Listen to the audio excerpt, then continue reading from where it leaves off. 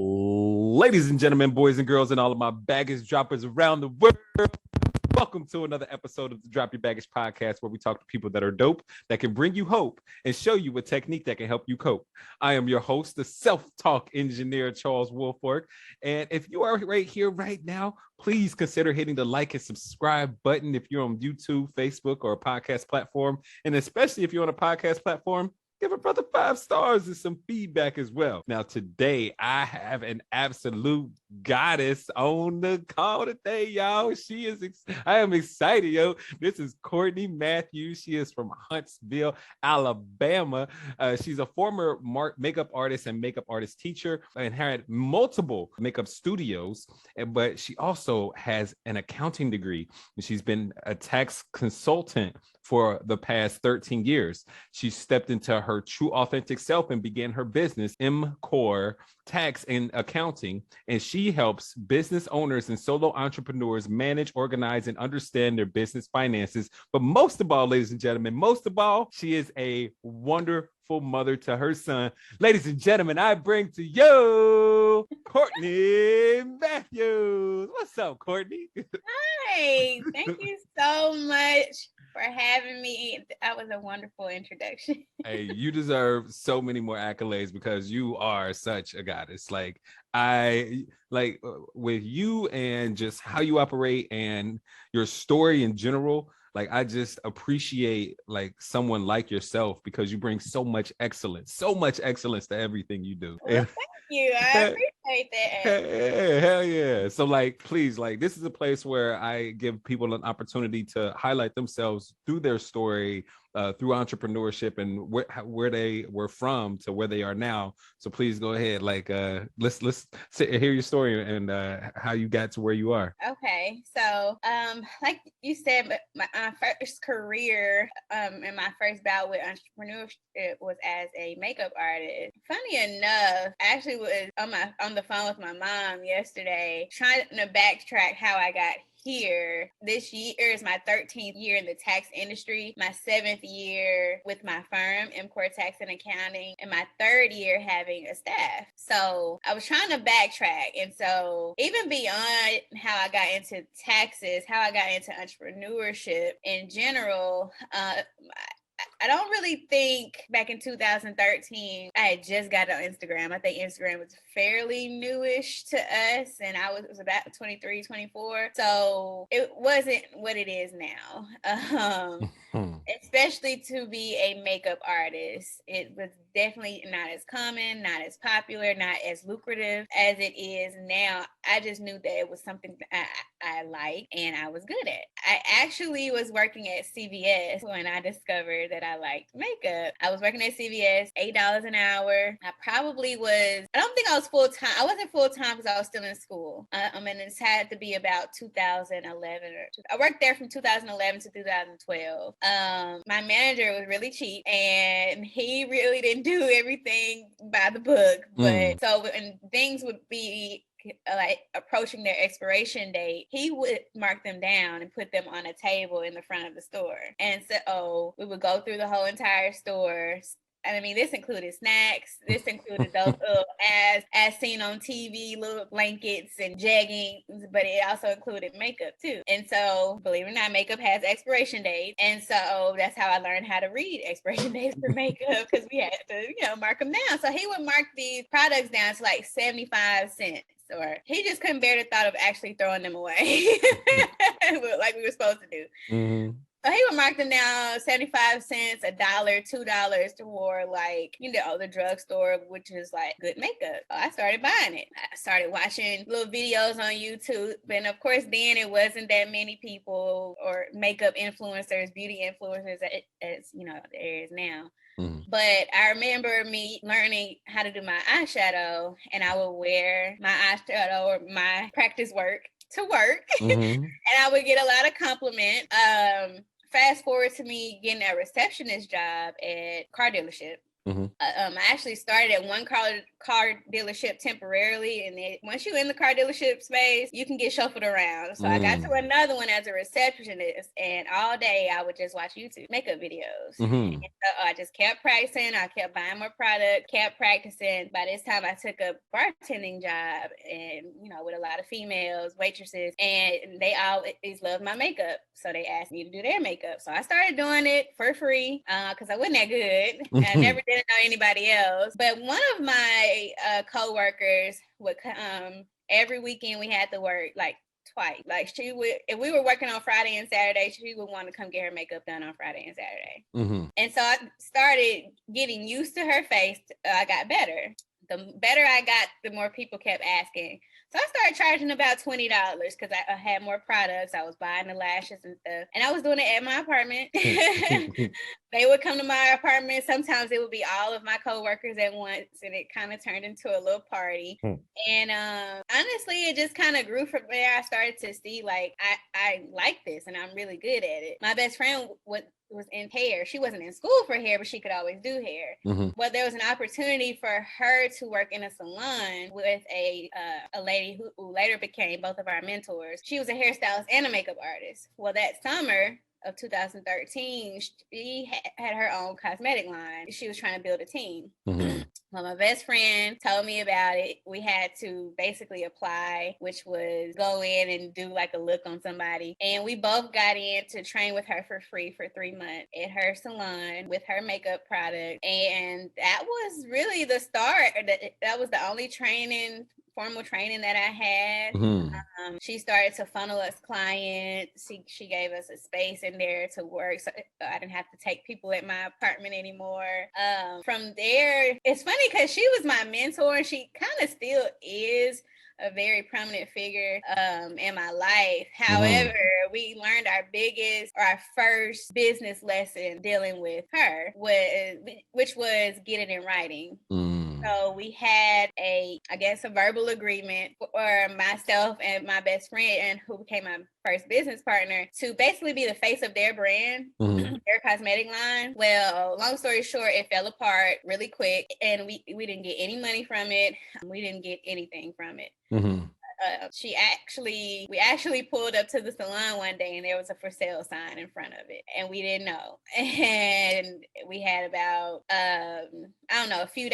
a few weeks to find another space to work out of, which for me, I didn't have a lot of clients. So I was just doing makeup with my best friend. She was doing hair and makeup. So she was really on the hunt for another place. We ended up finding another place, which was with her cousin, who was a hairstylist as well. Well, she had a new salon, and she had an opportunity for us to build a makeup room. Like, it was a whole entire room just for makeup. So we moved in there, and we ended up getting an assistant there. And I guess because I was the one only doing makeup, and this space was just so new as far as having a makeup artist in your salon, charging booth rent, me still trying to build my clientele, figure out my pricing. And so in the end, it just wasn't a good business fit for the salon owner. And I see that now, being, an owner.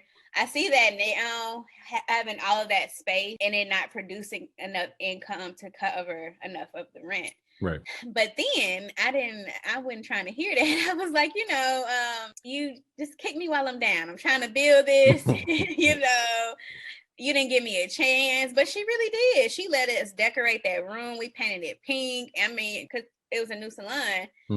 And she let us do a lot that she didn't have to do. So that didn't really last that long. So then I was back doing it at my apartment, which by this point, my best friend and I had moved in together. And it wasn't really by choice. Honestly, wasn't really by choice. I just was in my apartment that I was in. It was a 2-bedroom townhouse. It was just me and my son. Like I said, I was juggling a few jobs. I was doing retail at the mall at Aeropostale. I was doing CVS. I was in school. So, and I didn't have the money management skills. So, like I said, I was talking to my mom, and I looked back on how much my rent was then, and I couldn't really pay it. And I got wrapped up in these payday loans and everything. So, long story short, 2 months before my lease was up, I just terminated the lease, which of course is really just to avoid an eviction ban on your record. Mm-hmm. But they that amount that you owe is still on your credit. It's just not an eviction. So I ended up breaking the lease, moving in with her.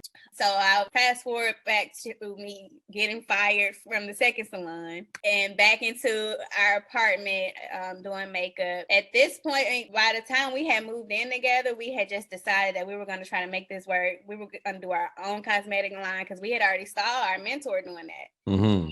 So we knew it was possible. She was the only person in the town that had their own cosmetic line, not just lipsticks, not just eyeshadow. She had the whole thing. And so we kind of saw how it worked. And so we just, duplicated it. So we started with just lipsticks, and my role was assumed to be the accountant role because I was in school for accounting. Well, by that point I had graduated. So that was my assumed role. However, I didn't know what I was doing. I knew what the book said about accounting, but I had no experience.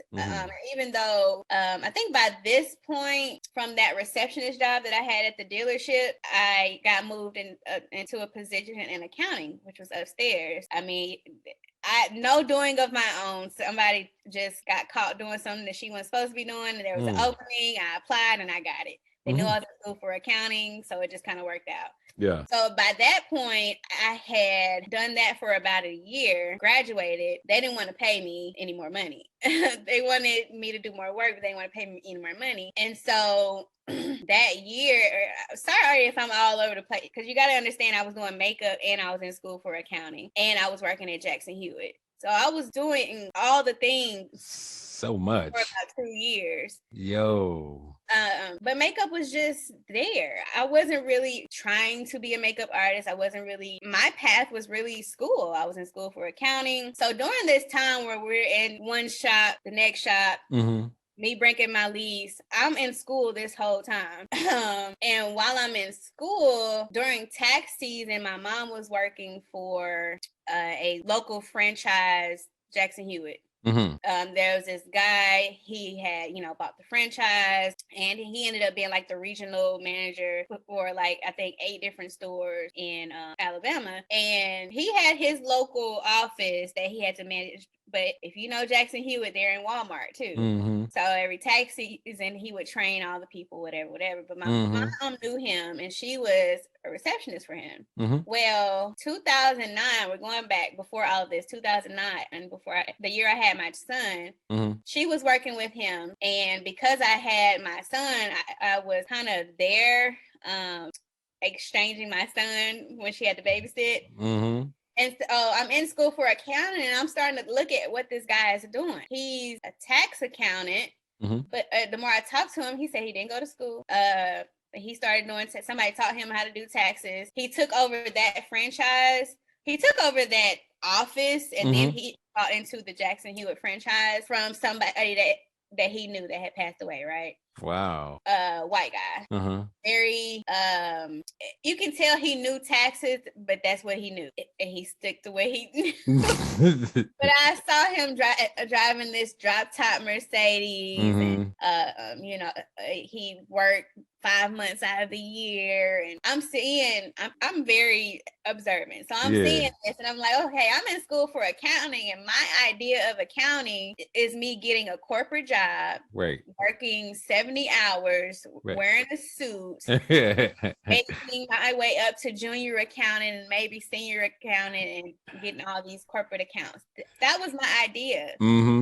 While I was in school, but then I saw him, and I'm like, taxes, my last semester in school, I took a tax class. It was required. It was tax law, though. It was like business tax law. But my professor was a tax attorney. And I'm like, that's another area.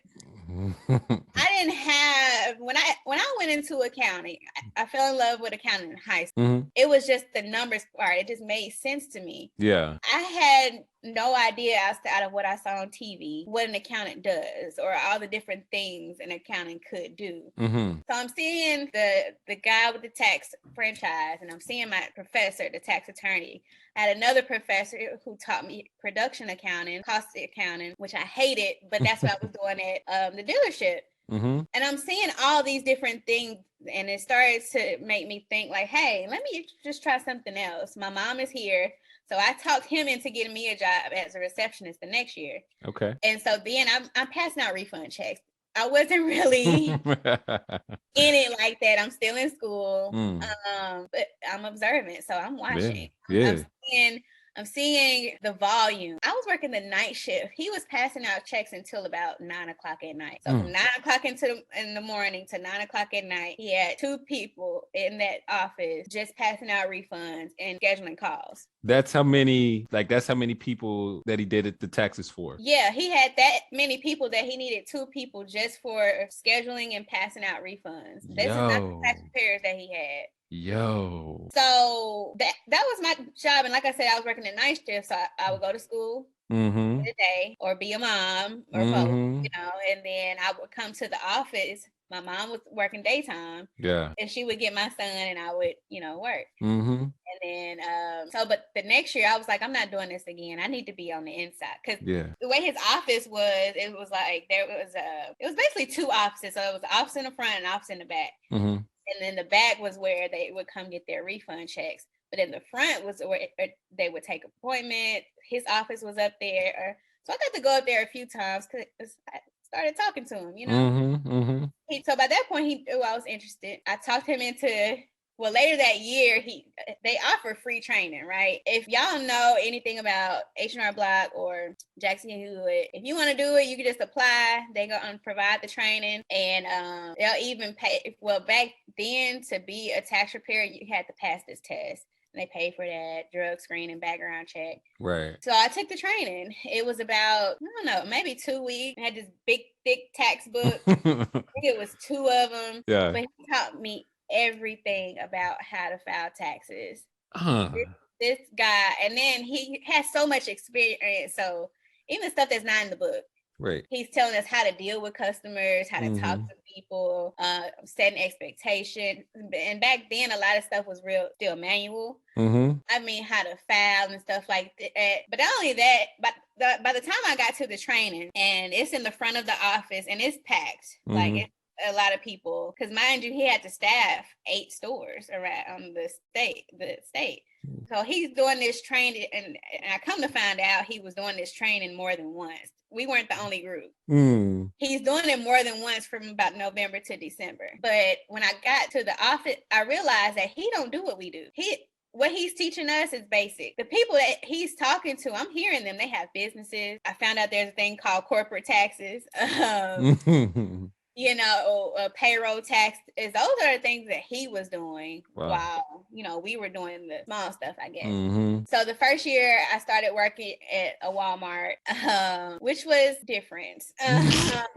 To say the least. To say the least. I mean, you got somebody sitting there right in front of you. Yeah. And they don't have 2 hours to sit there. And so I got really good at doing individual simple returns. I could probably do it in like 10 minutes. Oh, wow. And the thing with that, it was volume. There's a lot of volume. We were doing a lot of tax returns. Wow. So I got real good at it. Okay. I got real good at it. Fast forward, I did that for about 4 years. So, I mean, tax season is 4 or 5 months. Yeah. I could dedicate that 4 or 5 months, Yeah. If I'm working another job, I'm just going to tell them, hey, put me on a night shift, or I'm going to do both. That was always my thing. I'm going to work tax season, I mean, it seemed like tax season was a lick. You know what I mean? Like it was. Like it was one of those times where you could really make a lot of money in a short amount of time. It was, and that's why I stuck with it, and because I liked it too. Yeah, of course. But that last year, this is when I graduated.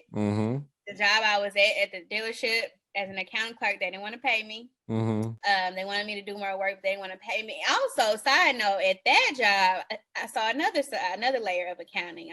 I was the accounts payable clerk. So, I was handling cash deposits for the different departments in our dealership. It was 3 dealerships. So I had a lot of responsibility. I had to go to the bank, do deposits. They knew me at the bank. But not only that, we got audited. I mean, it was just a standard audit. Now, I never liked auditing in school. I knew I didn't want to do that part. But the lady who came and audited us was called a controller, a comptroller. And that was another thing. I was like, okay, she's an auditor, but she's a comptroller. if you ever worked in a dealership, every dealership has one, and they're the overseer of all the accounting and all the finance. Yeah. You know me, I'm like, oh, that's what I want to do. I want to get to, you know. So that's in my head now too. So when they didn't want to pay me, I quit.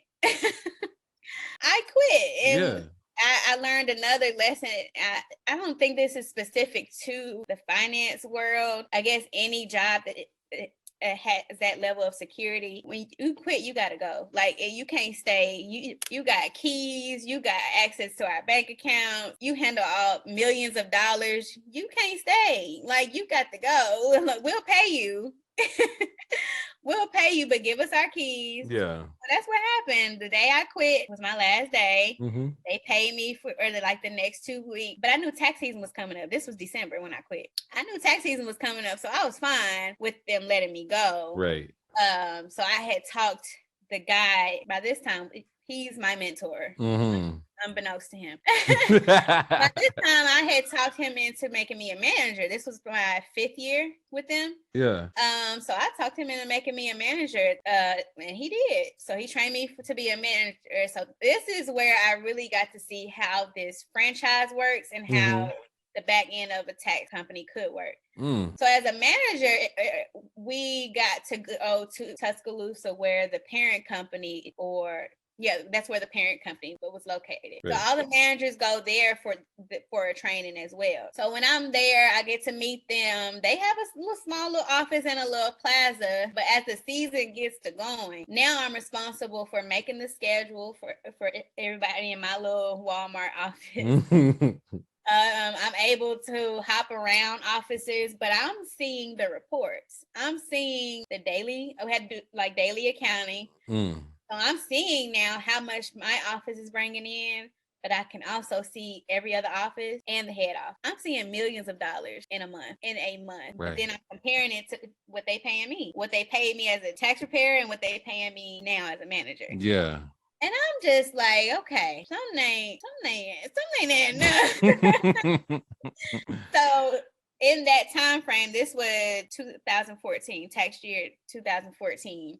In that time frame, this is where we had got burned with the first salon for sale sign. But this is also where I'm starting to be torn between the two. This, for the first time, I'm like, okay, what do I do? Yeah. Graduated, I've convinced them to make me a manager, and I hate it because I'd rather be at the salon doing makeup. Right. Which ironically was probably about 5 minutes down the road. So as a manager, I'm making the schedules. So I'm scheduling me to have breaks. I'm scheduling me to not come so I can go do makeup. Right. So all of this happens in 1 year. April 15th is the tax deadline, right? Generally, that's the deadline. Well, my grandmother passes away that same day. By this point, I'm pretty checked out with the taxes. They actually demoted me 2 weeks earlier back to tax preparer because I was so checked out. I wanted to do makeup. I was taking trips with them to Nashville. I just was not in the taxes. Yeah. And then my grandmother passed on tax day. Of course, I'm not at work. I'm at home. And that really kind of changed my perspective. I was already kind of torn. I was already like, okay, I've graduated. I thought that I would be this accountant at this office, whatever. But now I like makeup.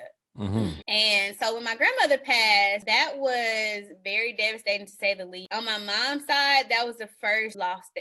We tightened it, but that was the first big loss. For everybody. And my son was only like 4 years old at that time. But at the same time, I was facing eviction. Not really. Well, yeah, I was facing eviction. I had a choice, and my son was in private school. Like, make it make sense. Why is my son in private school and I can't pay my rent? Right. I mean, I see that now, but then I just was like, whatever. I'm gonna make it work. I had a choice between paying my son's tuition and paying my rent. Well, I paid his tuition, and then I moved in with my best friend. Broke the lease, moved in with my best friend. So all this happened in the same year. Oh, wow. That is a lot. Like a few months. Yo. A few months later in July, my great grandmother passed away, which was grandmother's mom. Yeah. She passed away like a few months later. I take a job at the Boys and Girls Club where I used to go when I was younger. I mean, my son was going there. He needed to go somewhere for summer. And when I went, they asked me, did I want a job? I said, sure. So I was working there in the summer, moved in with my best friend.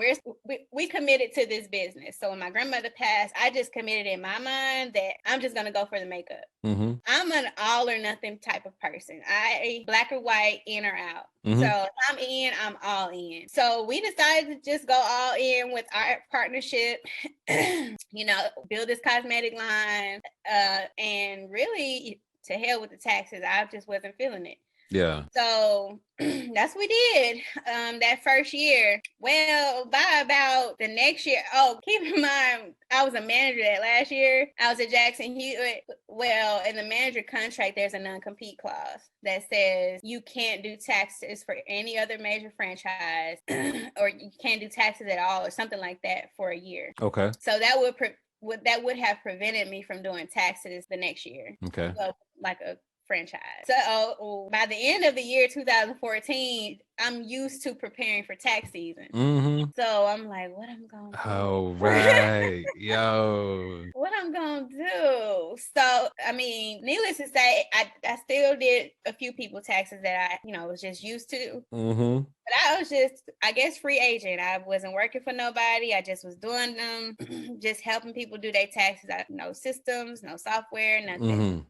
Well, by the end of 2015, I'm like, okay, the makeup thing was a bust with my friend. Okay. Us living together had come to an end. It wasn't bad, but we just were like, for us to be friends, stay friends. Yeah. Let's just separate. So by the end of 2015, again, I'm used to preparing for tax season. So I just was like, I'm just do it myself. I couldn't see myself going back to a Jackson Hewitt or H&R Block, knowing how much money they make and how much they paid me. Exactly. And how much work went into it. So by the end of 2015, I was at my third salon, just me, not my best friend. I was at my third salon, which was working out great. I just was like, I'm just going to start my own tax firm. Well, thank God for people who believe in you, because the lady that owned the salon that I was in, it's funny because now she's my sister-in-law. She married my brother. That's what's up. She actually let me set up a table in her salon to do taxes. Yo, hey, wow. So you had like a automatic funnel too. Yeah, so I did everybody in there did their taxes. Yup. Not only that, I'm building relationships with my clients and other makeup artists. So my first few clients were in the beauty industry. Yeah. I'm just thankful that, like, for her to let me be doing taxes. Oh my. Like, kind of rinky dink, but it worked. Like, it really worked. And so that first year, that's what I did. I did it by myself. Wow. When I left Jackson Hewitt, I didn't leave with their clients. So I didn't have anybody, just the people that I knew I was doing taxes, I reached out to. But early on, and I guess I got this from the makeup industry, the power of marketing. I really loved it. So I knew to implement, and I got some of this from Jackson Hewitt, a referral program. Some kind of discount period to where the first 2 weeks is, this amount off. Yeah. I knew how to do the referral program through them. Yeah. Even the onboarding, offboarding, filing, covering my butt. Yeah. I knew how to do all of that. He taught you all that game. Taught me all of it. Yo. And then even they didn't want me to leave, and how I got demoted and stuff like that. I told them I didn't want to be a manager anymore. They were disappointed, but I could still call him if I needed him. That's awesome. So yeah, I did that for 2 years, but 2016 was my first official tax year with MCOR. MCOR Tax and Accounting, your business. So that's 2016. You are officially in business. Yeah, I started in 15. Yeah, but of course 16 was the first tax year. But my makeup career exploded in 2016. So wow. The first part of 2016, taxes. Yeah, I made enough money doing taxes to really fund my makeup career. So from that money, I put it into marketing. So I paid a photographer. We shot a commercial for my eyelash line. Mm-hmm. Said I knew how to do it. I Mm-hmm. watched my mentor do it. Me and my best friend tried it and failed, but we learned, how to get suppliers. Yeah. Order samples, so I said I would start with a cosmetic line, with a eyelash line. Mm-hmm. Booked this photographer. We did photos and 2 videos. He did a short video and a long video. Mm-hmm. It was insane. I never seen anybody in my town do that. And released the video early. Mm-hmm. Didn't even have the product yet. The product got delayed. They were coming from China. They got delayed. Yeah. We got held up in the sample process because back then, now I see a lot of people having eyelash lines, cosmetic lines, do private label. Well, mine was, it wasn't really private label. I guess it kind of was. I don't know. No, a lot of people do white label now. What I did was private labeling. So I had to design the boxes, the inserts, the little instruction tab. I had to design everything. Wow. And of course, they're overseas. I had to learn that. Communicating with people overseas. Yeah.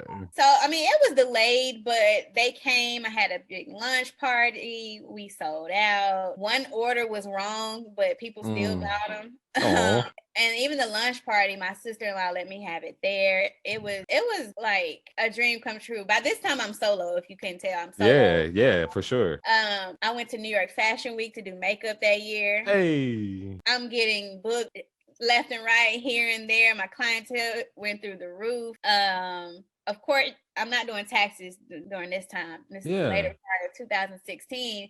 Yeah. Well, I go to Fashion Week. I go to New York Fashion Week. I get invited actually from a designer. Mm-hmm. And I'm doing makeup for her show. But while I'm there, I don't even know, because I'm not a very networking person. I ended up doing 2 other fashion shows that I don't know. With the way that you have found the 2 mentors and the relationship that you built with your now sister-in-law, it seems as though people get to know, like, and trust you very much pretty quickly. Well, I think that happens organically, but if I'm in a setting where it's a networking type of event, back then, I probably would be the quiet one. So somehow, on these 2 other fashion shows, one of them I'm the lead makeup artist. So I had to lead other makeup artists on how to do models' makeup. That experience, I had never been to New York before, but to know that my gifts got there was amazing to me. And I think earlier that year, I did makeup for a wedding in Florida. And they flew me out, paid for everything, and my son. Wow. Got to go. Those 2 instances, I'm just like, my gifts have really made room for me. Amen. I loved it. Yeah. Well, I come back from New York to my sister-in-law basically kicking me out of the shop. I didn't even know why. I had clients lined up when I came back. Oh no. So, yeah.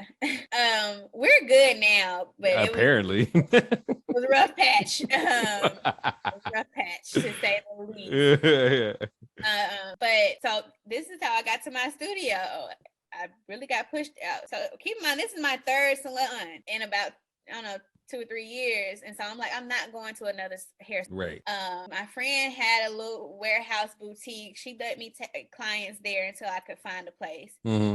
Well, where her boutique was, there was a building across around the corner. And I mean, I'm pretty desperate at this point. I'm like, I can't keep bringing my clients here. By this point, I actually have a clientele. So I go look, and they had the space available. It was affordable. It was small. Well, I mean, it wasn't that small, but it was small. And so I took it. They took a chance on me because I didn't have no money. I had, they saw that I had the clientele, yeah, but I really didn't have that much money, like putting down a first and last and security. Right.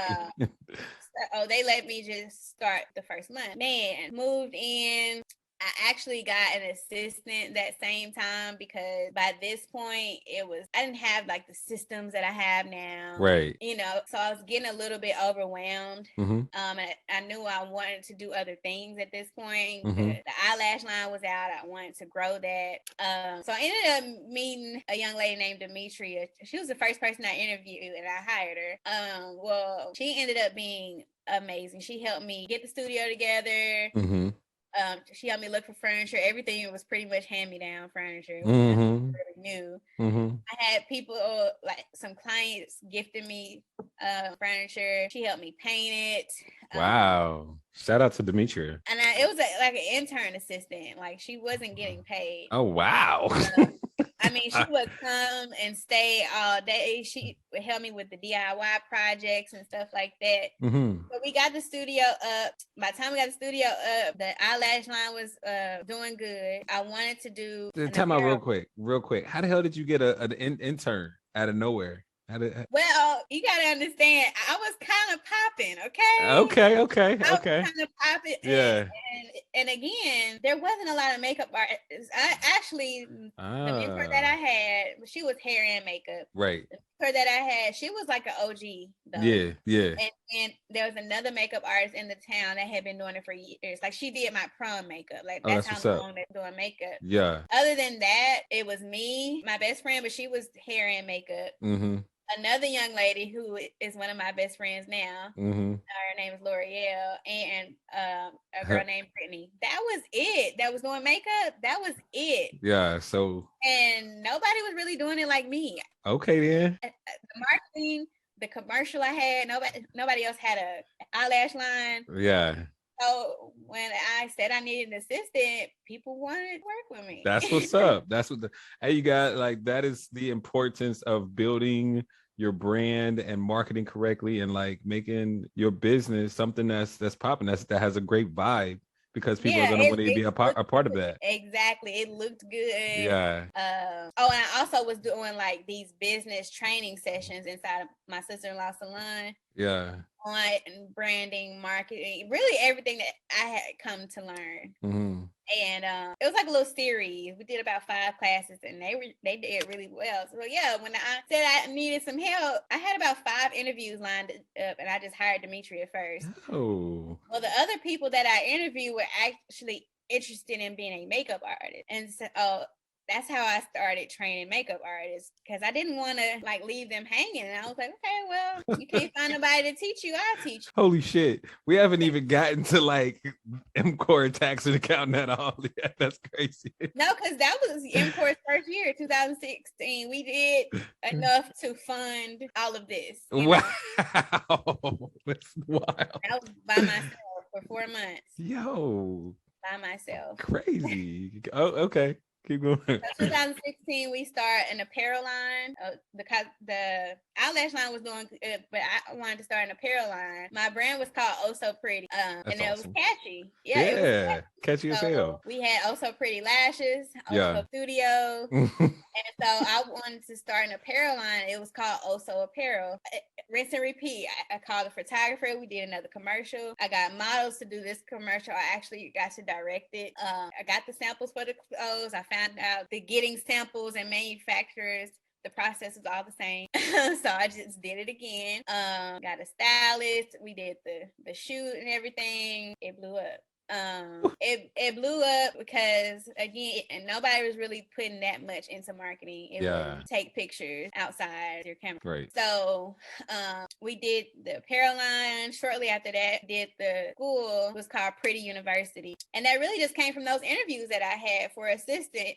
I don't really think I advertised that first group. It was three students, and then I made Demetria take the training too. So, man, good. Know how to do some stuff. Yeah. And so again, I promoted it. Yeah. I don't think I did a commercial that first year for Pretty University, but word of mouth.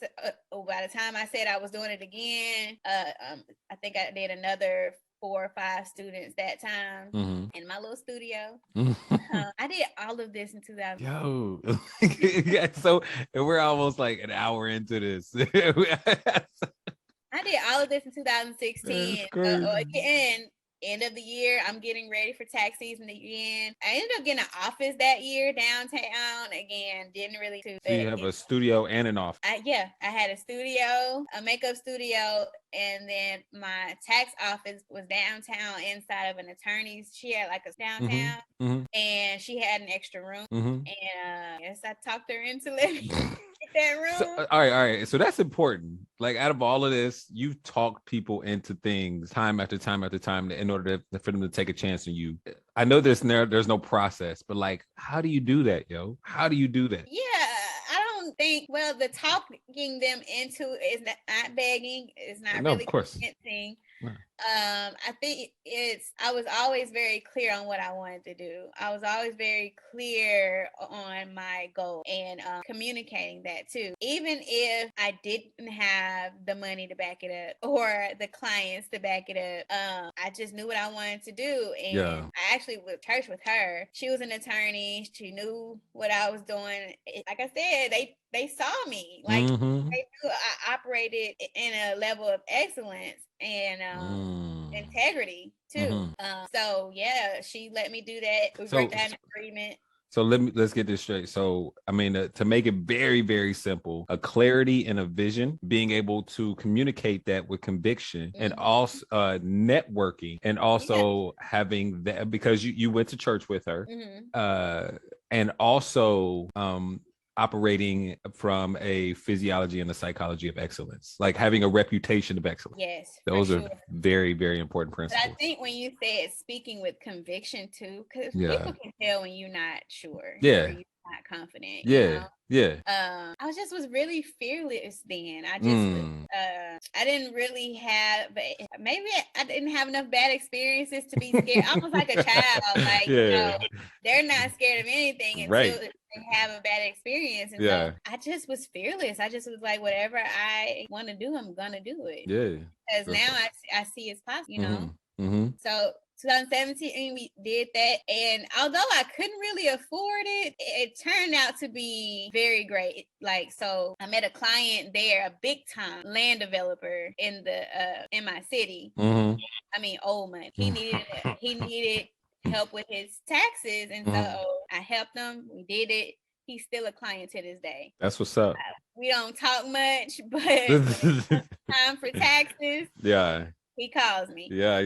But you know, also I've learned, and I think this still stands today, is I don't want anybody to take this the wrong way, but because I had a studio, but I also had an office downtown in a suite with an attorney, it gave that certain, I guess, look about me or feel about that I was professional, that I was, you know, about my business, and I really was. Why would somebody be offended by that? No, not really offended, but just to say, like, the overall package or the overall look is important. Very, especially how with taxes. Yourself, how you keep yourself, how you talk to people, and even just how you carry yourself outside of work. All makes a difference. Real talk. It all makes a difference. So that year was another great year.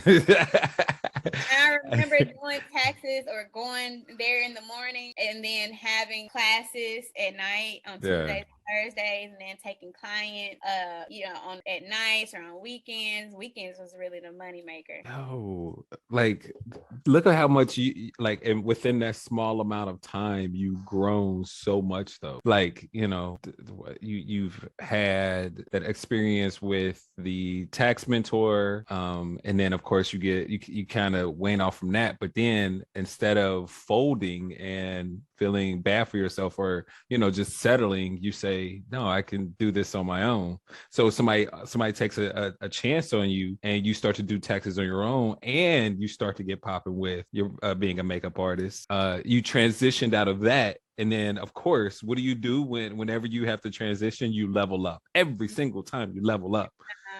So you level up, and then you go into having your own makeup line, first of all, and your own makeup studio, and you get an office downtown, which is probably like the creme de la creme, you know, creme de la creme as far as marketing and the appearance that you need to have when it comes to, you know, handling something as important as taxes. You're not in the Walmart anymore, I'll tell you that much.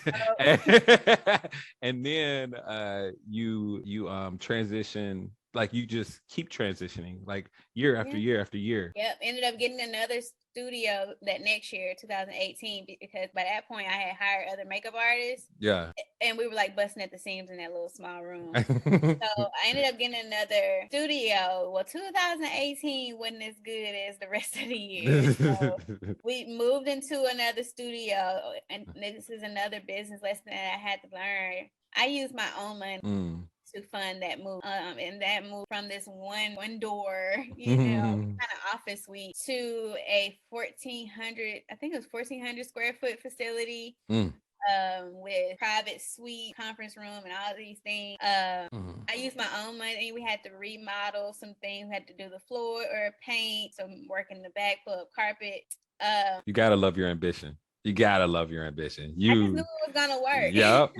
Hell yeah. Why wouldn't it? Right? I just knew it was gonna work. I had a team by this point. Demetria was still with me. I mean, right hand to this day. She's still. Shout out to Demetria. One of my best friends now. Like, she's on all my business. Even if she doesn't do anything, she knows about all my business. So ended up sinking my savings into this. I'm thinking, I got a team with me. The problem was this concept was not really proved. It was proven, but not enough. Yeah. I didn't do enough research. It was a private salon suite concept where it's pretty popular now. And it's funny because I see it a lot now. You're before your time. My time. I couldn't get people to bite on it. I was interviewing other hairstylists and makeup artists, nail techs, and stuff to get buy-in to the salon, and I couldn't get anybody to bite. So long story short, like 8 months later, I ended up having to close because I had already racked up debt. Not really. Well, I guess debt, behind on the rent, not really debt. Yeah. So we ended up closing at the end of 2018. Yeah. And that was my first big failure, I felt like. So, and just to preface it, when I opened that second studio, I had this big lunch party. It was like a block party. Yeah. I had vendors, I had snow cone machine, we had giveaways, we had pop-ups in there. Yeah. It was the whole city came out. That's what's up. That's what's up. We had the ribbon cutting. We had a DJ. No, that's right. We had t-shirts made. Like, it was my banker came. It was a big deal. Yeah. August. By December, I had shut it down. Don't. Talk about embarrassing. Talk about, I was devastated. But I was completely stressed out leading up to that. I was stressed out. I remember I bust a blood vessel in my eye. I remember being like crying on my way to the studio, but still, showing up. At this point, I don't know if I said this, when I moved out with my best friend, I moved in with my mom. Oh, you didn't say that? Nah. I was wondering about that transition too, right? I moved in with my mom end of 2015, right before I started MCore. So I started MCore, did the website, everything by myself, and my mom was, Shout out to your mom too. Your mom sounds so like supportive and awesome. Yeah. And the plan was 6 months later, after that tax season, was make enough money to get an apartment. I already told you what I did with that money. I put it in the marketing. So I guess it's still with your mom. That's why I was still with my mom in 2018. It was supposed to be 6 months, ended up being 2.5 years. But experiencing that, what I called it a failure then, but now I know it wasn't. It was a learning experience. It was a lesson. Yeah, lesson. I'll never use my own money for a project of that size again. Prove the concept over and over, like prove the concept, get the people before you move. Okay? I know that's right. That's because that's the one thing that you did before you got into that smaller space, is that you had the clientele. I did. Yeah, you kind of went with the whole concept of if you build it, they will come. That is my thing now. Yeah. That is definitely my thing. I don't move until I know. Yeah. I know I'm gonna be okay. Yeah. But I just took that as a redirection. Honestly, I decided that I wasn't gonna open up another studio. I actually retired from makeup that year. Done. Yo, what a what an ascension and decline, yo. What a, like, wow. That's, I mean, I'm not trying to make fun of you in any type of way. It's just the lesson in that, you know what I mean? Like, you shot for the stars, yo. You, like, when you were, and not saying that you're not still up there, but in that industry, you were up there. You were up, yo. And now it's like, boom, you know, that one move, that one big move, caused it all. Big risk, big reward, but big risk. Yeah. Big fall. Yeah. But honestly, like I said, I closed in December. Yeah. Again, my mind, I'm getting ready for tax season. Yeah. No brainer, right? Right. So that took my focus. I just was like, I'm just gonna focus on taxes. I'm done with makeup. I was over it. Like I said, I was stressed out. I'm gonna focus on taxes. I had never done taxes full time ever. I always done it on the side. So I'm just like, I'm gonna dedicate this to taxes. So I did. Yeah. And that year, I actually ended up moving out. Finally, we actually moved to another state, me and my son. Not another state, another city. Yeah. Me and my son. But I had to go back to corporate because, again, I had put all my savings into that studio. Yeah. Tax season didn't give me enough money to continue being an entrepreneur and move to a new city. So I had to go back to corporate. Guarantee you learned something from corporate, though, knowing you. First time, and actually, I don't think I had ever had a corporate job. I had a retail job. Well, is the Jackson Hewitt corporate? That's corporate. Well, yeah. I guess we could say that was corporate, but it was, temporary. It wasn't a full-time thing. Yeah. Ended up doing payroll. I had never done payroll before, but they taught me everything. And the first company I worked for was mid-size. They didn't have it together. But I ended up transferring to this Fortune 500 company here and in payroll. That's where I learned everything I needed to know about payroll, about employee, local tax laws, payroll taxes, staying in compliance, being on a schedule. I learned so much from that job. Yeah. I ended up being there for 2 years. I just quit in March of 2021. And I implemented payroll in my business because of that. But that's like, you can't skip over that though. Let's pause, right? Pause. You can't skip over that because the lesson that you learned was that you don't move until you know that you got the clientele. So what happened with MCOR tax, right? What happened to MCOR tax and accounting for you to quit? So 2019, I started training other tax agents for the 2020 season. Well, it happened on accident. I wasn't planning on training, but I linked up with this other taxpayer and my hometown. Yeah. And he wanted us to come together to train. Okay. I had never trained anybody else on how to do taxes or anything, but he was saying that he had been training. He got the curriculum. We just teach from the curriculum and stuff like that. I was like, okay, cool. Well, he left me hanging. He left me hanging. I had already put it out there. I had already had people sign up. And if you know anything about me, I'm going to keep my word. Right. Yeah, unless it's going to harm me or something, or I don't figure, I'm going to keep my word. And so I talked to Demetria about it, and she was like, well, let's just put a training together. It's like, oh, like that? Like, is that? It's like, yeah. Shout out to Demetria. So we did and put it together in about a week. But I had been doing taxes for so long, I knew what I was talking about. Yeah. We just had to put the actual training together. So she did the whole entire presentation for me. We did it. I got about, that first year, I probably got about 15 people to sign up for the training. Yeah. And then about 10 of them stayed for tax season. Wow. Actually, more people took the training because it was digital by that point.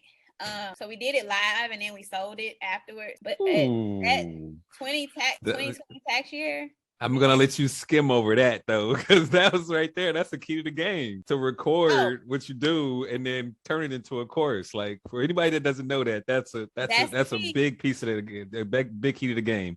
Do something once and then you can sell it later on. I literally do that all the time now. I do better live. So I like to teach it live and then sell it. I know people that will record it and then sell it, but I rather do it live first and then sell it. Yeah. But yeah, that 2020 tax year, I had 10 other tax preparers. No, wait. That was last year. 2020 tax year, I ended up having 2 to come on for the tax. Yeah.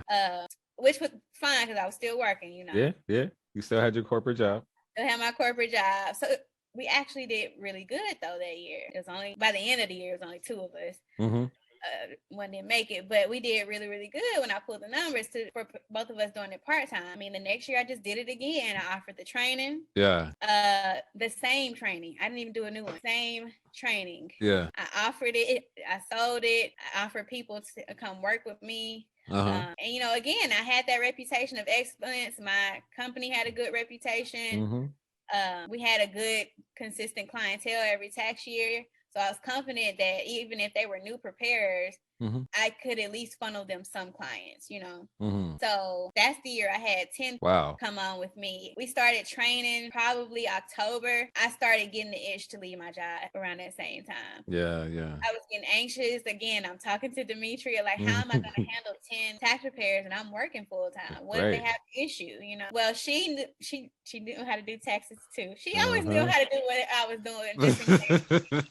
It helped me. Yeah. So she was like, okay, well, if they got a problem, she was more flexible. She was on all the trainings with us. So she was just like, you know, if they got a problem, they can just call me. And so that's what we did that last year. And luckily, nobody really had big issues, but 2021 was the most crazy tax season I've ever seen. You got the government changing stuff. We got the IRS changing the forms in the middle of tax. So it did require a lot from me to be able to keep them up to date, train them, answer their questions and stuff like that. But I'm still working my full-time job. I remember having to go to the conference room. Well, we didn't even really have a conference room. We had cafeteria. So I'm trying to take calls in the cafeteria. By that point, the accounting side started to grow. For about 2 years, I think I got my first accounting client in 2018. Yeah. She was the only client for about 2 years. Yeah. But by then, because when I do taxes for individuals or for businesses, I'm always telling them about things they can do throughout the year to help them out. Telling them about these deductions, and I'm telling them about keeping your record, stuff like that. So that naturally started to bring in clients for bookkeeping. Ooh. So I'm building that part at the same time as we having 10 tax preparers, most crazy tax that we had.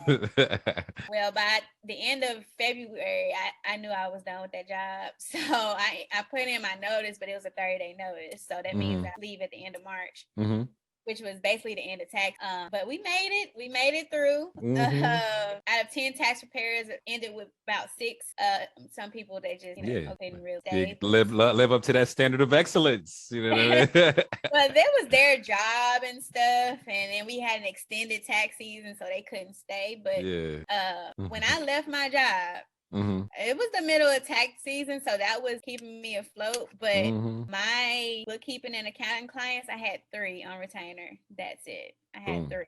But my digital products were doing really good. I started doing digital products when I started getting the itch in October of the previous year. Oh, snap. I started trying my hand at digital products again because I had done them before. Yeah. And they were doing really good. That's awesome. They were bringing in about my salary every month. So that's why I ended up leaving my job. It wasn't because of my retainer clients. It was because I knew I still had tax due. Yep. And my digital products were doing well. Yeah. Well, fast forward about 6 months into me quitting my job. In about August or September, I got a surge of accounting clients. And we ended the year in 2020, 17 retainer clients. From 3. Yo, congratulations. Thank you. I ended up having to hire a bookkeeper. I hired a graphic designer. And now today we have 22 on retainer. And my goal was 30. So congratulations. That is awesome. Yo, what a story. That's a hell of a story right there. Holy cow. Oh my gosh. Yo. I really, this is what I love. I was good at makeup. Yeah. Don't get me. makeup showed me a lot of things. Yeah. It took me a lot of places. I met a lot of people. That was never what I wanted to do till I'm 50. You know, like it seemed like you fell in and out of love with it though, because when you were working with Jackson Hewitt, you fell out of love with the numbers, and then you fell in love with the makeup, and then you fell out of love with the, like, you didn't fall out of love with the makeup, like you had the fall, and then you came back to the numbers. You know what I mean? Yeah. That was my side piece, because like I said, I had never done it full time. I had never done it full time, so that was my chance to really do it full time. Really, this year is truly full time taxi. This year, I'm so excited. This year we got 5 preparers. We got a new office. This year I'm super excited. Was it year 13? Yeah. And I'm finally doing it full time. I had to do all of that. Hell yeah. But you, of course, I mean, you just level up time after time, level up and pivot, level up and pivot, level up and pivot. Like, yo, your story has so much persistence and resolve and faith in yourself, and you know, just this undying grind and hustle, and just this knowing, this confidence that no matter what, you were gonna make it, no matter what you did. You know what I mean? And this is a story of true excellence. Oh my gosh. And it's just the beginning. How old are you? I'm 32. Oh, it's just the beginning. Yeah, I started when I was like 23, 24. So. Yo, it's just, that's crazy.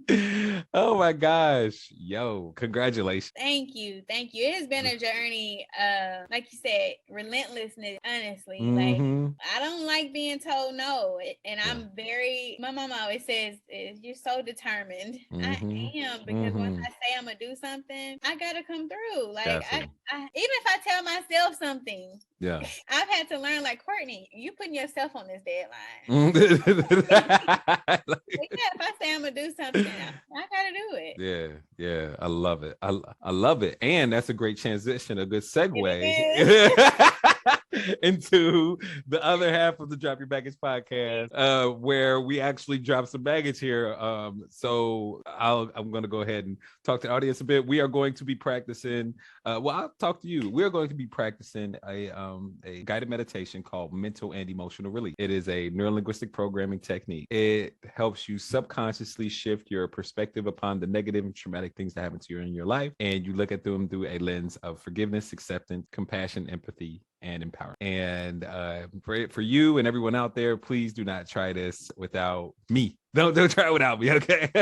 I got your back, and where it's way easier. And for anyone out there, please go to charleswoolfork.com and go ahead and schedule your appointment. I don't know why you haven't scheduled your appointment yet. Schedule your appointment so you can drop some baggage. It's right there. There's a sheet on the front page, on my homepage. Go ahead and set your appointment today. Now, with you, we are going, I've been excited to help you release some baggage today. We are going to be releasing hurt and disappointment. So please tell us what you are comfortable with telling us about where some of the this hurt and disappointment came from within your heart. So my dad, who is pastor, I think he's a good human being, but lacks communication. Lacks consistency, and that whole I gotta keep my word thing comes from him not his word, broken promise. My mom and my dad divorced when I was 4, and from that point, that was the inconsistent part. Now, he was around, don't get me wrong, but there were a lot of times where he would say that he was coming to get me and my brother, or he would do something or buy us something, and he wouldn't. And I think probably too that there was no communication after that. There was no explanation. Even now with my 12, if I don't call him back, I'm like, oh, I'm sorry, I didn't, call you back. Mommy fell asleep, or I'm making sure I'm explaining it. I do that with my friends. I do that in relationships. Probably stuff, definitely. Because I never want nobody to feel like I did, So that is probably the biggest hurdle and the biggest thing that I have. I think now I've learned how to pinpoint when I'm overdoing it, or because I mentioned before, like I would previously in relationship, I would hold people to such a high standard that one time you broke your promises, something small, like not calling me back, or, I was out one time, something small, I was out. I've gotten a little better now, but it's very much still a trigger. Yeah. So that's where majority of my hurt and disappointment comes. Boom. And like you said before, it's affected. I mean, of course, that relationship, your relationship with everyone, and both a positive way and a way that can be detrimental towards your your romantic relationship. When you think about this, like, where do you feel it in your body? When you think about like the hurt, disappointment that you experienced in the past, where do you feel it in your body? My throat. Your throat. I don't know why, because I want to cry, and so I feel it like a lump in my throat again. And anywhere else in your body? When I was just talking about it now. No. I noticed my voice cracks. I don't know if you heard it. From with the intensity of that, from a 1 to 10, how intense is the feeling in your throat? Like maybe a 6, maybe. Okay, we're gonna pay attention to that. Okay. And what do you like? How do you see yourself? Like, how do you think this, as far as relationship wise, if you didn't get rid of this hurt and disappointment, like, what do you see your relationship looking like within the next 5 to 10? Your relationship, romantic relationships, or romantic relationships. Honestly, I see me sabotage or picking the wrong person. Yeah. All right, let's go ahead and get rid of that baggage, if you will, that hurt and disappointment. So for this process, all you gotta do are 3 things. Number 1, you gotta use your imagination. Number 2, you gotta follow directions just like you follow a good recipe or a Google map. And number 3 is to trust the process. Know that I'm your guide, and I'll be leading you through this easily and effortlessly, and I come from a place of love and high vibration. Awesome. Now, good. Of course you can, girl. You can do a lot. I'm gonna be leading you through some events from the past. So for every single event, it is a trigger. It is a trigger that you're going to be releasing. So I want you to have as many triggers released as you can. I want you to have as many breakthroughs as you can, because every single event is also a breakthrough. And also, I just want you to go over as many events as possible. So all those events and all those breakthroughs and all those triggers can just be gone. Cool. Let's get it. All right. So let's start the process. Is it all right with your unconscious mind for you to release this hurt and disappointment today, and for you to be aware of it conscious? Awesome. What is the root cause of this problem? The first event, which when disconnected, that will cause this problem to disappear. If you were to know, when was the first time that you felt hurt and disappointed between the ages of birth and 7? Like, how old was I? Sure. Probably about 4 or 5, when my parents first got divorced, and we were living with mom in a 1-bedroom apartment. Dad was living across town. That was the first time we say he was coming to get us. I remember one time we were actually drug-packed. Raining, and I guess he told my mom that he wasn't coming. Told her, and devastating. I don't know. All I can see is our apartment, our port, and me and my brother standing. Yeah, that still has some like emotion behind it still to this day, huh? Oh yeah. Well, we're gonna get rid of that. So with that, you can. This is a guided meditation. You can go ahead and close your eyes, relax, and let me know when you're ready for the process to drop your back. All right, now remember, just use your imagination and follow direct. So just keep your eyes closed until I ask you to open them. And just imagine floating outside of your body as if though you were a spirit or energy. And just imagine seeing yourself right here, right there. So your gray turtleneck, your blonde hair, the window to your right, the screen in front of you and behind you, and the door behind you, your little doggy. Let me know when you can see yourself. All right, now just imagine floating right there. Now just imagine floating up above your timeline and float to the left into the past, and float deeper and deeper and deeper into the past, above that first event in which you felt hurt and disappointed. And you're just a little girl, about 4 years old. Just see that apartment, see your mom and your brother and you all dressed up, and go ahead and hover above that event, seeing that event like a fly on the wall. Let me know when you're above that event. All right, now just stay right there. Okay, now just stay right there, hovering above the event. You can see yourself as a little girl. Okay, now just ask your unconscious mind what it needs to learn from the event, the learning of which will allow you to let go of the emotions easily and effortlessly. Your unconscious mind can preserve the learning so that if you need them in the future, they'll be there. Just tell your unconscious mind to preserve the learning. This is an exercise of forgiveness and acceptance. Forgiveness for yourself and others, and acceptance of yourself and others. Who do you have to forgive? What do you have to accept? Who do you have to accept? Be sure to see this event from everybody's perspective in the event. See from your perspective and your brothers and your mothers and your fathers as well. And as you see from those people's perspective, focus your attention upon how hurt people hurt people. We're all doing the best that we can with the resources and consciousness that we have. Once again, we're all doing the best that we can with the resources and consciousness that we have. We can't control anyone else's actions, but we can control our response. We can grow stronger and wiser and learn from other people's actions and mistakes. Other people's actions have nothing to do with you. It's only a reflection of their baggage and whatever they're going through at the time. And we're better people than we were when those events occurred. You're a better person than you were when those events occur. You're stronger. You're wise. What is something positive and empowering you can tell yourself as that little girl and your mom and your dad and your brother and everyone else involved in the event with the consciousness that you have today that will allow the emotions to evaporate like water on the concrete on a hot summer day? And as you preserve these learnings, the emotions are starting to dissipate more and more until they're all gone. Just let me know when they're all gone. That's right. Let it all gone. Nice. Now, just imagine floating up above your timeline and float to the left into the past and float deeper and deeper and deeper into the past above the dinosaurs during the prehistoric age. Let me know when you're above the dinosaurs. Awesome. Now, as you're above the dinosaurs, just imagine floating deeper and deeper and deeper into space, where space and the atmosphere connects. And imagine your timeline is the size of a fingernail. Let me know when you're there. Okay. Now just imagine floating there in space, weightless, and ask yourself now, where are the emotions? Tell me, are they there or have they disappeared? Now, awesome. Now, just imagine floating down inside the event, seeing through your own eyes as a little girl and check on the emotions. Tell me, are they there or have they disappeared? Now, awesome. Float back above the dinosaurs and then float into space to where space and the atmosphere connects. Let me know when you're there. All right, now listen closely. Float very, very high above your timeline, above each and every event in which you felt hurt and disappointed from birth until now in chronological order. Don't skip one event that has a charge on it. Preserve the learnings and let go of all the hurt and disappointment all the way back to now. Go. And as you preserve these learnings, the emotions are starting to dissipate more and more until they're all gone. So let me know when they're all gone. Awesome. Flow down into your body and open your eyes when you're ready. Welcome back. Yeah. I'm gonna let you collect yourself for a second. I feel like I still want to cry, but not. Wow.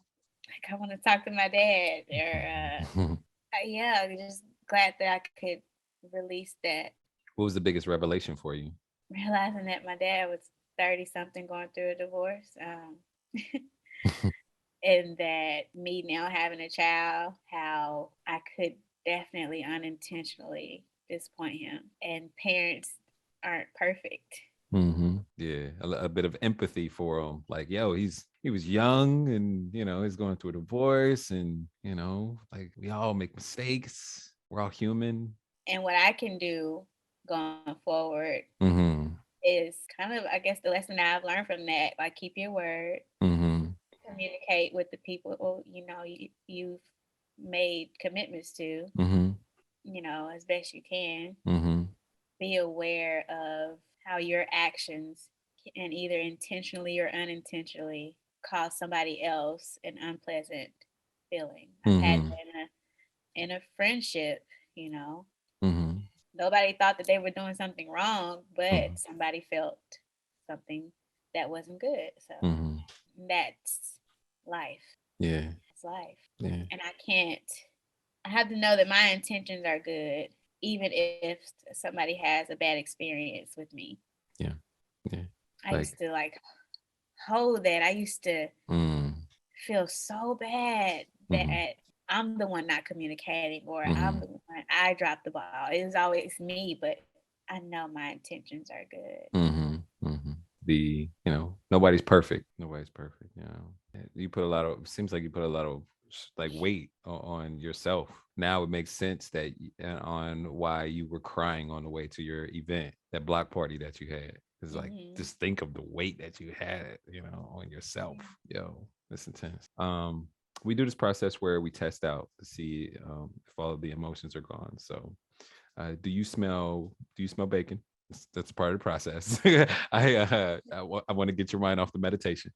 So can you remember a time in the past in which you used to feel that old emotion, and go back and notice if you can feel it, or you may find that you cannot. Crazy. Yeah? Crazy. I want you to go out into the future, an unspecified time in the future, in which if the same thing would have happened in the past, you would have felt inappropriate or unwarranted hurt and disappointment. But it's the future now. So see if you can find that old emotion, or you may find that you cannot. No, it's not that I don't recognize it. I just don't go to hurt. Yeah. Even the past situations, I not erased from my memory, but I don't go to the hurt. Seems like a bit more grace. Would you say like that? We can talk like shop now, because we've both gone through the experience. Like, you give grace. Like, yeah, man, that person was going through whatever they're going through. Like, I never met my father, but I can't judge that man. Like, who knows what he was going through? He had, my mom just had a miscarriage like a couple years before. he might have been running away from things his whole life. You know, his mom was prejudiced. It's like all these things. They weren't married. Like all these different things.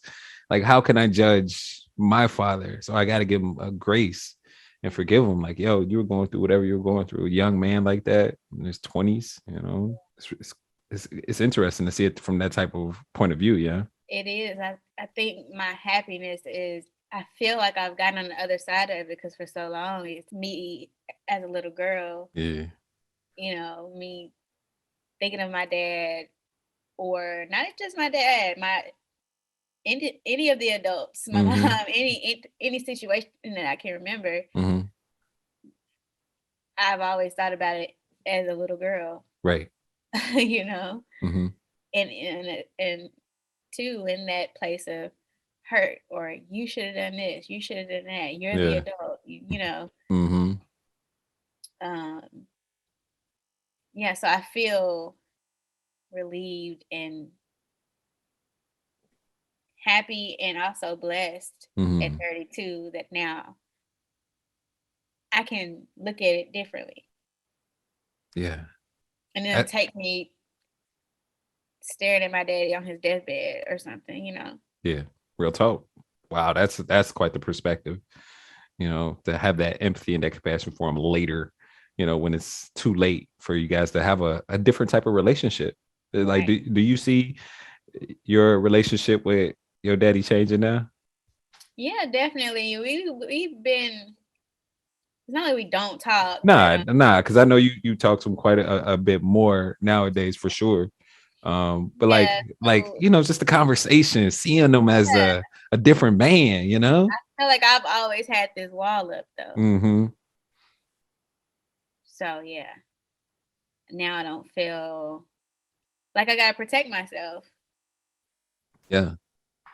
That was that wall. I felt like I needed to protect myself from him disappointing me again.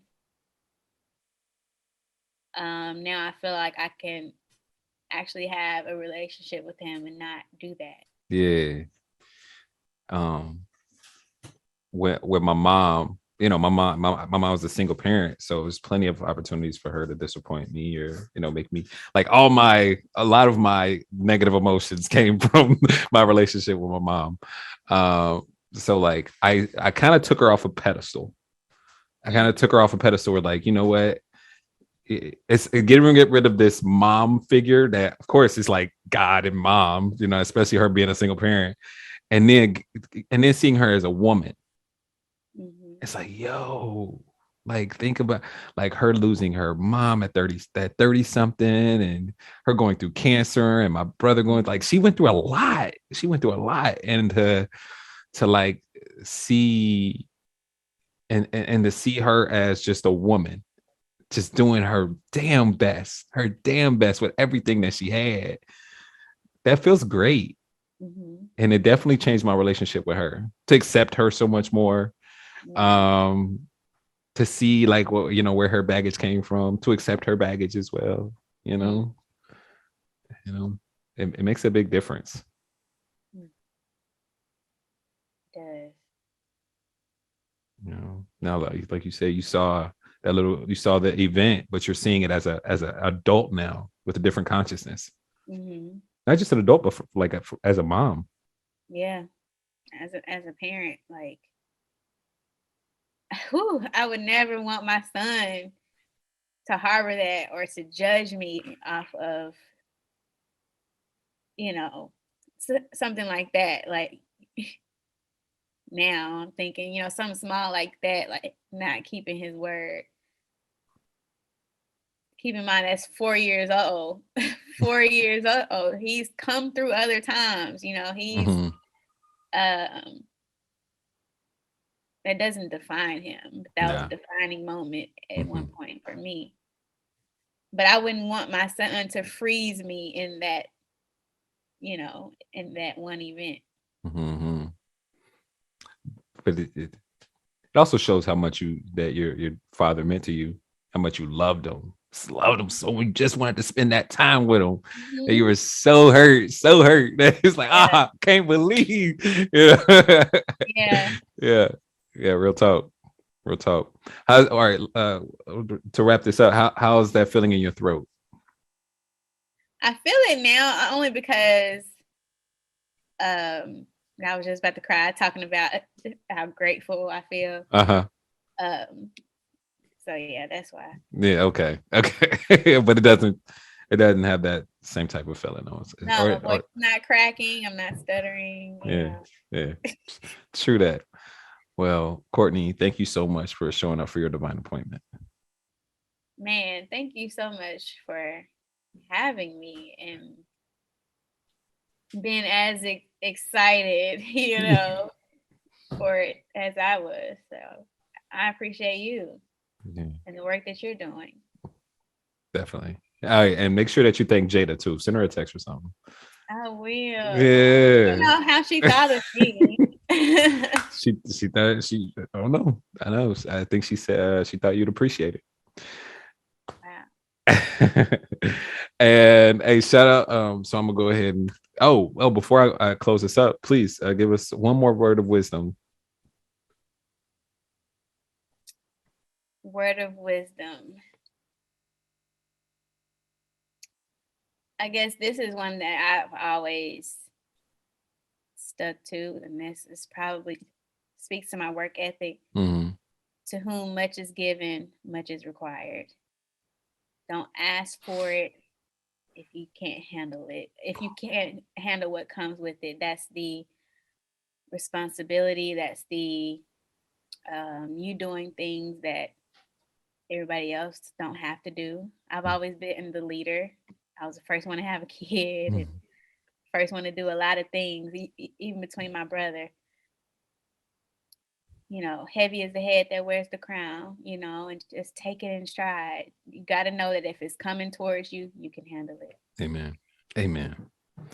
Thank you so much for being on the show and blessing us today. Thank you. Thank you for having me. Hell yeah. And thank you all too for your attention and your support. You know that I love you all so much. Go ahead and schedule your appointment, charleswoolfork.com. Schedule your appointment today. And right here on the Drop Your Baggage podcast, where we talk to people that are dope, that can bring you hope and show you a technique that can help you cope. I'm your host, Charles Woolfork. This is our amazing guest, Courtney Matthews. If you are listening to this, please consider hitting the like and subscribe button. And if you're on a podcast platform, especially, give about the 5 stars and some feedback as well. Until next time, ladies and gentlemen, please take care of yourself and take care of one another. Peace.